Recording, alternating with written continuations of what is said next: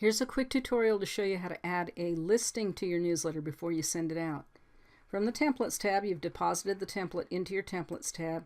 You click the down arrow, Create Campaign, and then you wait for the window to open. When it does, again, you'll have these check marks, and you'll need to have all of these green before you can send it. I'm going to go ahead and do my Add Recipients, and you would choose your customer list or your client list and save. And then the only thing left is the subject line. Before adding the subject line, click Edit Design. Wait for your newsletter to open. Now to add a listing, the first thing you're going to do is slide down the newsletter and decide where you want to put it. I'm going to put it in between these two elements right here.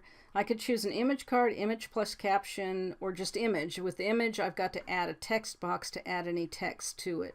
So the image card puts color around it. The image plus caption does not put color around it. I'm going to use an image card and slide it over and drop it in between those two. It will always come in and drop in exactly like that. No matter what the styling is of your newsletter, it always drops in like that. MailChimp just has it coded that way. So if you want to change the style, you can do that here. That changes the color of the text. This is the text style area. Slide down to the background of the card. I'm going to change that background to a nice, rich, dark blue. And I like that. And then I'm going to come back to content and change the content. Once I've done that, I want to link to this Contact Me for more info. So I'm going to highlight that text that I want linked. I'm going to come to this chain icon, click that, and I'm going to type in my web address. This is the web address where they'll click to go directly to that listing. You could also put your email address in there if you didn't have a specific listing location. For now, I'll just put fake and click insert, and you can see how that link looks over on this side. Let's go ahead and add an image, and you can upload your new image right here, or you can use an image you've already got in your file here. I'm going to go ahead and click that one and click insert, and you can see how that looks. Now if you like it nice and large like that, you can leave it like that, but you can also do this. Come all the way over here to settings, and you can change the caption position. Right now the caption is on the bottom. If I want it on the top, I can do that. If I want it on the left, I could do that. Now one cool thing about this is you can change the width of that caption, which changes the width of the picture. So let's say I want to go half on that, and now the picture is nicely up against the borders, and it has a kind of a nice effect in an email newsletter.